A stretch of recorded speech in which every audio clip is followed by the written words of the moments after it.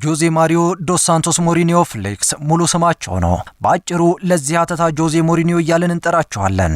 እርሳቸው ሰላማዊ የእግር ኳስ ጨዋታን ወደ ነውጥነት የመቀየር ልምድ በእድሜ ዘላለማቸው ሲያካብቱ የኖሩ ፖርቹጋላዊ ነውጠኛ።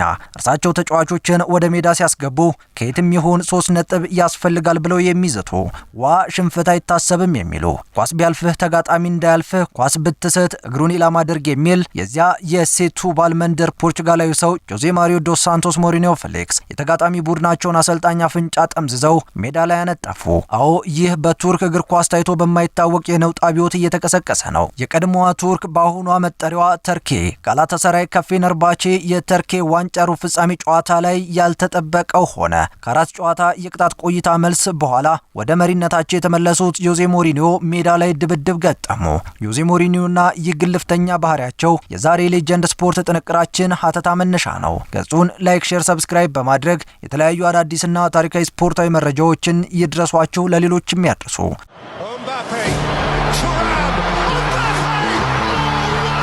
ስም ጆዜ ማሪዮ ዶስ ሳንቶስ ሞሪኒዮ ፍሌክስ። የትውልድ ቦታ ፖርቹጋል። የትውልድ ዘመን እንደ አውሮፓውያኑ የዘመን አቆጣጠር በ1963። የቀድሞ ስፖርት ሳይንስ መምህር፣ የወቅቱ የዓለማችን ነውጠኛ አሰልጣኝ፣ በበርካታ ክለቦች ስሙን አግዝፎ ማስቀመጥ የቻለ ነው። በቼልሲ፣ በሪያል ማድሪድ፣ በቶትንሃም፣ በማንቸስተር ዩናይትድ እና በኢንተር ሚላን እንደዚሁም በሮማና አሁን ደግሞ በቱርኩ ፌነርባቼ ፖርቹጋላዊ ሰው ታሪክ የሰነዱባቸው ስማቸውን ከፍ ያደረጉባቸው ክለቦችም ናቸው። አንድ የኋላ ታሪክን እንምዘዝና ጆዜ ሞሪኒዮ ለምን ነውጠኛ ሆኖ የሚለውን ምላሽ ይሰጠናል። የፈረንጆቹ ገና እየተከበረ ነው። የፖርቹጋሏ ሊዝበን እጅግ ቀዝቅዛለች። ቤቱ ውስጥ ያሉ ሁሉም ማሞቂያዎች ተለኩሰዋል፣ ግን ብርዱ እጅግ ከብዷል። እዛ ቤቱ ውስጥ ያሉ የቤተሰቡ አባላት በአንድ ጠረጴዛ ላይ ተኮልኩለው ተቀምጠዋል። የገና በዓልንም እያከበሩ ለምሳ ተሰይመዋል። በግራ ጠርዝ ላይ በተቀመጠው የቤቱ ኮሪደር ላይ የተቀመጠ ጠረጴዛ ላይ አንድ ስልክ ጮኸ።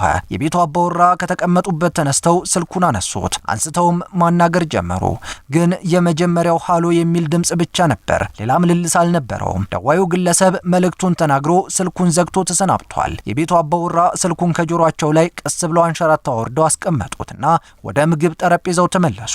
በቤቱ የነበረው የበዓል ድባብ ድንገት እንደ ለቅሶ ቤት ሐዘን ተጫነው። የተደወለው ስልክ ስራህን ለቀሃል፣ ተባረሃል፣ ከዚህ በኋላ ወደ ሜዳ እንዳትመጣ የሚል ትዕዛዝ ነበር። ይህ የሆነው ጆዜ ሞሪኒዮ የ9 ዓመት ልጅ እያለ ከቤተሰቦቹ ጋር ቁጭ ብሎ የገና በዓል ምሳ ግብዣውን ለመታደም እየተዘጋጀ በነበረበት ወቅት ነው። ጊዜውም እንደ አውሮፓውያኑ የዘመን አቆጣጠር 1972 ዓ.ም ነው። ሞሪኒዮ ፍሌክስ በፖርቹጋል ትልልቅ ክለቦችን እያሰለጠኑ ነበር። በግብ ጠባቂነት ሲጮቱ የነበሩት ሞሪኒዮ ፍሌክስ ወደ አሰልጣኝነት ከተመለሱ በኋላ ስኬታማ ጊዜ የነበራቸው ቢሆንም ታህሳስ 29 1979 ዓ.ም ግን መልካሙን ነገር ይዛ አልመጣችም። የዛም ቤት ድባብ እየቀየረ ሁነትን ፈጠረ። ሲያሰለጥኑት የነበረውን ክለብ እንዲለቁና እንዲሰናበቱ በአንድ የስልክ ጥሪ የስንብት ቃል ደረሳቸው። ሞሪኒዮ ፍሌክስ አንገታቸውን አቀረቀሩ።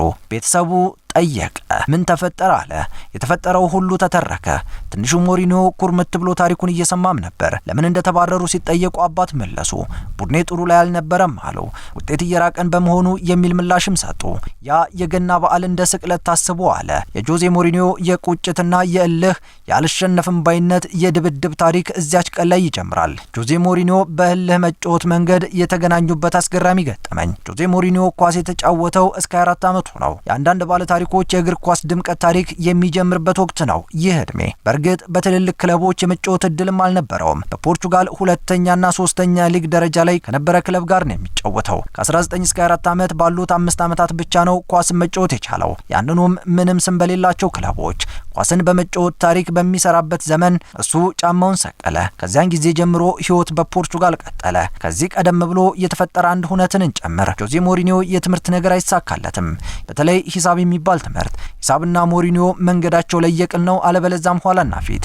የእርሳቸው ህልም የስፖርት ሳይንስ መምህር ለመሆን ነው። መምህር ለመሆን ግን በፖርቹጋል ስርዓተ ትምህርት መሰረት የ2ኛ ደረጃ የሳይንስ ፈተናን ማለፍ ግዴታ ይሆናል። ያ ሳይሆን ቀርቶ የጆዜ ሞሪኒዮ ህይወት የበለጠ ተመሰቃቀለ። ዳግም የማካካሻ ትምህርት የመውሰድ ግዴታ ገብተው ፈተናውን አለፉ። ከዚያም የህይወት መክሊት ፍለጋ በሰውነት ማጎልመሻ ትምህርት ለመስጠት ስራውን አንድ ብሎ ጀመረ። ይህ አጋጣሚ የጆዜ ሞሪኒዮ እንግሊዘኛ ቋንቋ እንዲናገር እንዲጽፍ እንዲያይና እንዲያነብ ዕድል የፈጠረለት ነበር። የጸባጫሪነትና የኃይል ሚዛን አማራጭ አድርጎ ለመውሰድ የአባቱ መባረር ዋና ምክንያት ሲሆን ለአሰልጣኝነቱ ደግሞ በር የከፈተው አንድ ክስተት አለ። የሰውነት ማጎልመሻ ትምህርት ቤት ላይ የጀመረው እየሰባበረ የሚናገረው እንግሊዘኛ። ለመሆኑ እንዴት እድሉ ተከፈተ? ቀጥለን እንመለከታለን። ሰር ቦቢ ሮብሰን የተባለ የእግር ኳስ ጠቢብ እንግሊዛዊ ሰው መዳረሻውን ፖርቹጋል አደረገ። ወቅቱ 1990ዎቹ መጀመሪያ ላይ ነው። እርሳቸው ከእንግሊዘኛ ውጭ አይናገሩም። ፖርቹጋል ላይ መዳረሻቸውን ሲያደርጉ ስፖርቲንግ ሊዝበንን ለማሰልጠንም ነበር። በ1993 የውድድር ዓመት ፖርቹጋል ሊግ ለመጀመሪያ ጊዜ የተቀላቀሉት ሰር ቦቢ ሮብሰን ከክለቡ አመራሮች ጋር ለመግባባት እጅግ ተቸገሩ። በዚህ ወቅት አንድ አስተርጓሚ ሰው ይቀጠርላቸዋል ተብሎ አስተርጓሚ ሰው በእግር በፈረስ መፈለግ ጀመረ። በመካከልም ወጣቱ ጆዜ ሞሪኒዮ ተገኘና ለስራው ታጨ። እናም የሰር ቦቢ ሮብሰን አስተርጓሚ ሆነ።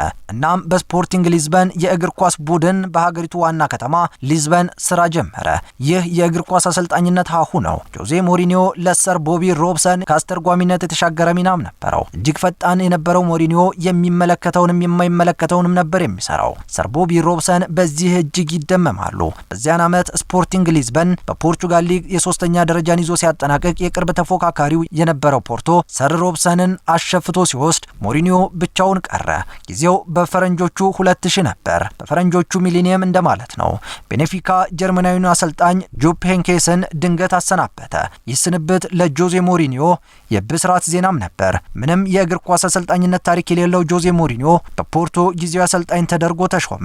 ከዚያም በኋላ የመጡት ሁነቶች ታሪክ ናቸው፣ የማይታመኑ ታሪኮች። በአባት ላይ የደረሰው በደል በራስ ላይ እንዳይደርስም የመታተር ሩጫና ትግል ተጀመረ። ቤኔፊካና ሞሪኒዮ የማይታሰብ ደረጃን ተጣጣሙ። ቤኔፊካ ሲታወቅበት የነበረው በአጭር የእግር ኳስ ቅብብል አጨዋወት መልኩን ቀየረ። ጆዜ የተደበላለቀ ፎርም ይዘው ከቻሉ። እናም ተሳካላቸው። ከ3 ዓመታት ቆይታ በኋላ ሮማን አብራሞቪች የሚባሉት ሩሲያዊ ባለሀብት በቼልሲ ቤት እፈልጋቸዋለሁ አምጡልኝ አሉ። ጆዜ ድንገት ስሙ ተሰቀለ። አዲስ የእግር ኳስ አብዮትን ፈነዳ። ይህ የተለየ ኳስ መልክና ቀለም ያለው ነው። ሌላው ሁሉ ቀደም ሲል እንዳልነው ታሪክ ነው። ቼልሲ ኢንተር ሚላንን፣ ሪያል ማድሪድን፣ ማንቸስተር ዩናይትድን፣ ቶትንሃምን ከዛም የቱርኩን ፌነርባችን የሀገር ውስጥ ሊጎችን ጨምሮ የኢሮፓ ሊግ፣ የአውሮፓ ቻምፒየንስ ሊግ ዋንጫዎችን ጨምረው ሁሉንም የዋንጫ አይነቶችን ጠራርጎ ማንሳት የቻሉ አሰልጣኝ ናቸው። እርሱ ራሱን ስፔሻል ዋን ብሎ ነው የሚጠራው። በኢንተር ሚላን፣ በሪያል ማድሪድ፣ በማንቸስተር ዩናይትድ እና በሮማ ይህንንም ተመልክተናል።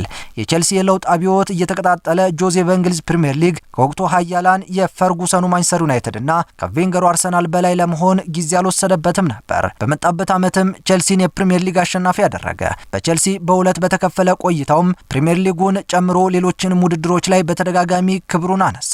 ፖርቹጋላዊ አሰልጣኝ በጣሊያን ኢንተር ሚላን የአውሮፓ ቻምፒየንስ ሊግን ጨምሮ ሌሎችም ዋንጫዎችን አሳካ። ወደ ስፔን ተጉዞም በኃያሉ ሪያል ማድሪድ የራሱን አሻራ አስቀመጠ።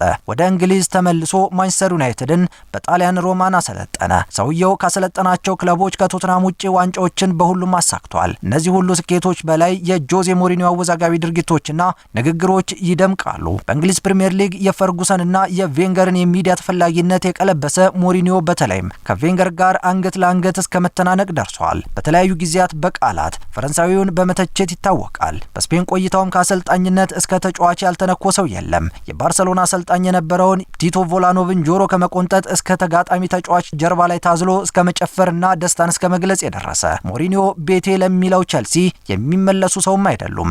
የማንቸስተር ዩናይትድ አሰልጣኝ ሆኖ ቼልሲን በገጠሙባቸው ጨዋታዎች የቼልሲን ምክትል አሰልጣኝ ገድላለሁ ብሎ እስከ መገልገል የደረሰም ነበር። የቼልሲ ደጋፊዎች አክብሮኝ ሲልም ጥሪ አቅርቧል። ጆዜ ሞሪኒዮ ትላንትና የተጣበቀባቸው ባህሪ ዛሬም ድረስ ቀጥሎ በጎልማሳነት እድሜው ወደ እርጅና እየተንደረደረ ባለበት ወቅትም በቱርኩ ፌነርባቼ መንደር ላይ ሆኖ የጋላታሳራዩን አሰልጣኝ አፍንጫ ጠምዝዞ ሜዳ ላይ ዘርሯል። 2-1 በሆነ ውጤት ሲሸነፍ ይህ እርምጃ የወሰደው አሰልጣኝ ኦካን ቡሩክ ሜዳ ላይ ተዘረረ። የጋላታሳራይ ሰዎች አራስ ነብር ሆኑ። በቱርክ ብሔራዊ ዋንጫ ግማሽ ፍጻሜ ላይ የቱርክ ክለቦች ጋላታሳራይና ፌነርባቼ ጨዋታ ነበራቸው። ጆዜ ተሸነፈ። ከውድድሩም ተሰናበተ። ዳኛውም የማጠናቀቂያ ፊሽካን ሲነፋ ነገሮች መልካቸውን እየቀየሩ ሄዱ። ድንገት ጆዜ ሞሪኒዮ ወደ ኦካን ቡርኩ ተንደርድሮ ሄደ። ሳይታሰብ አፍንጫውንም ጠመዘዘና ሜዳ ላይ ዘረረው። ኦካን ቡርኩ ሜዳ ላይ ሲንፈራፈር በጋላታሳራይ ሰዎች ጆዜ ድንገት ተወረረ። ጆዜ ሞሪኒዮ በፖሊሶች ተከቦ ወደ መልበሻ ክፍልም እንዲያመራ ተደረገ።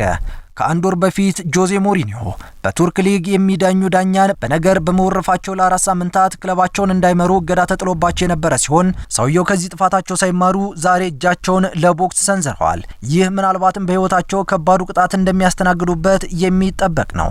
ጆዜ ማሪኒዮ ዶስ ሳንቶስ ሞሪኒዮ ፊሊክስ በእድሜ አመሻሹ ላይም ሆኖ የአባቱ የስንብት ቃል እያቃጨለበት ዛሬም ስለ ትግል ያስባል። አንዳንዶች ሞሪኒዮ ያልተገባ ባህሪ እያሳየ ነው ብለው ሲተቹት፣ ከፊሎቹ ግን ሞሪኒዮ አዲስ አብዮት የፈጠረ ነው ሲሉ ያሞካሻሉ። ፖርቹጋሉ ሰው በተርኬ አዲስ ስብዕና ሳይሆን በነባር ማንነቱ የቀጠለ የስፖርቱ ቤተሰብ ዋነኛ ቀንዲል ነው። ህይወት ይቀጥላል። ጆዜም ባለበት ስብዕና ይቀጥላል። ይህ ሌጀንድ ስፖርት ነው።